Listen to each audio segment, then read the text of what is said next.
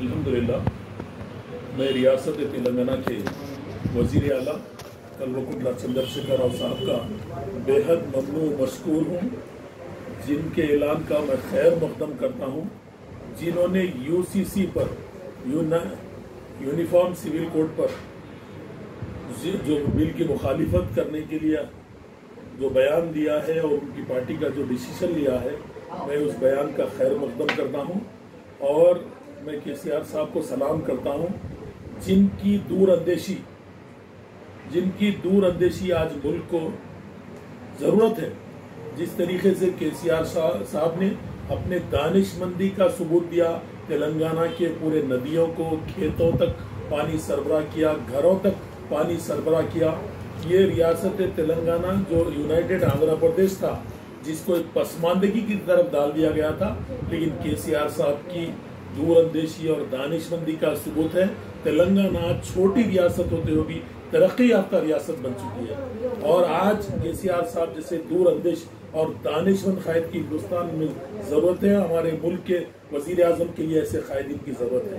मैं शुक्रिया अदा करता हूँ भारतीय राष्ट्रीय समिति का और हमारे पार्टी के सरबराह कल्वकुंट्ला चंद्रशेखर राव साहब का, जिन्होंने यूसीसी पर जो डिसीजन लिया है, मैं उसका खैर मकदम करता हूं और उम्मीद करता हूं कि केसीआर साहब के इस डिसीजन के बाद मुल्क की दीगर जमातें, दूसरे स्टेट की जमातें और जो रियासतों में हुकूमत कर रही है जो रियासती पार्टियां, अब केसीआर साहब के इस डिसीजन को इंशाल्लाह वो लोग भी सोचेंगे और उस पर गौर करेंगे और तमाम एकजुट होंगे और यूसीसी बिल की मुखालिफत करेंगे।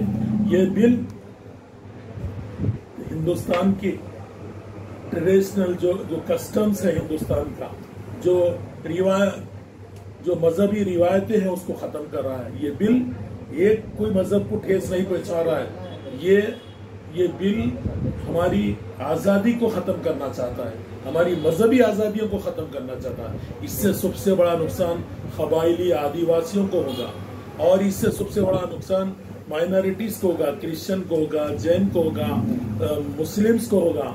ये हमारे जो कस्टम्स है, आज जो हिंदुस्तान की जो हमारे मुल्क की शनाख्त है, पूरी दुनिया में एक शनाख्त रखता है हमारा मुल्क।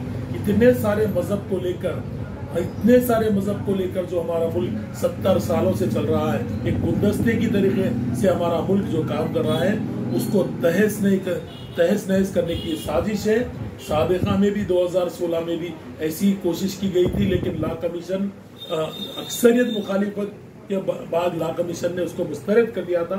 मुझको उम्मीद है इस बार भी हिंदुस्तान के तमाम मज़ाहिब के लोग इस बिल की मुखालिफत करेंगे। इस बिल से हमको हमारी छोटी छोटी चीज़ों पर भी हमको यानी रोका जा सकता है और मैं समझता हूँ ये वाहिद मुल्क है जो दुनिया में कहीं ऐसा मुल्क नहीं मिलेगा। हिंदुस्तान एक वाहिद मुल्क है जो तरक्की याफ्ता मुल्क है, जो तमाम मज़ाहिब को लेकर चल रहा है और तमाम की मजहबी आज़ादी भी यहाँ पर फराहम की गई है। मैं इस कानून की बेहद अदब व एहतराम से इज्जत करता हूँ, क्योंकि ये कानून बहुत ही अच्छा कानून है। इसकी मिसाल दुनिया के कोई ममालिक में नहीं मिल सकती। और केसीआर साहब ने जो संजीदगी के साथ जो एक डेलीगेशन को सुना है और सुनकर जो आपने जो गौर किया है अपने पूरे अराकीन पार्लियामेंट को बुलाकर, मैं खैर मकदम करता हूं और याद दिलाता हूं अवाम को, ये वही केसीआर साहब है जिन्होंने इस पसमानदा तेलंगाना को हासिल करते हुए आज गोल्डन तेलंगाना, सुनहरा तेलंगाना बनाया। ये वही केसीआर साहब है जिन्होंने अक़लियतों के लिए अपनी तमाम ताकतें लगाकर एक बार सियासी तौर पे भी मुसलमानों को साझेदारी अता की। और न सिर्फ साझेदारी, मैं ये कहूँगा कि इससे पहले भी NRC CA पे भी अगर कोई रियासत में अगर रेजोल्यूशन पास हुआ तो वाहिद रियासत थी जो तेलंगाना रियासत थी। और ये वही केसीआर साहब है जिन्होंने 12% तहफ़्फ़ुज़ात को लेकर दोनों ऐवानों में बिल मंजूर किया। किसी रियासत ने आज तक ऐलान नहीं किया, कोई सियासी जमात आज भी 12% देने का कभी वादा कर रही है, मगर ये केसीआर साहब है आज भी अपनी जद्दोजहद को बरकरार रखे हैं। इनके स्ट्रगल को सलाम करता हूँ जिन्होंने अपने 21 साल تلنگانہ تحریک کا جو دور امن کے ساتھ پیس کے ساتھ آپ نے تلنگانہ کو حاصل کیا، مجھ کو امید ہے آنے والے دنوں میں کے سی آر صاحب اس ملک میں آئندہ ملک کے وزیر اعظم بن کر آئیں گے۔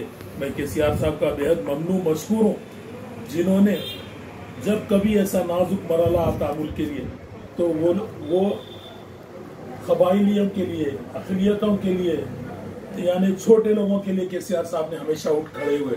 میں کے سی آر صاحب کی اس دوراندیشی کو سلام کرتا ہوں اور میں امید کرتا ہوں اور اللہ سے دعا ہوں کہ اللہ ایسے دانشمند قائدین کو ملک کے لیے چنے، اللہ ان کو ملک کا وزیر اعظم بنائے۔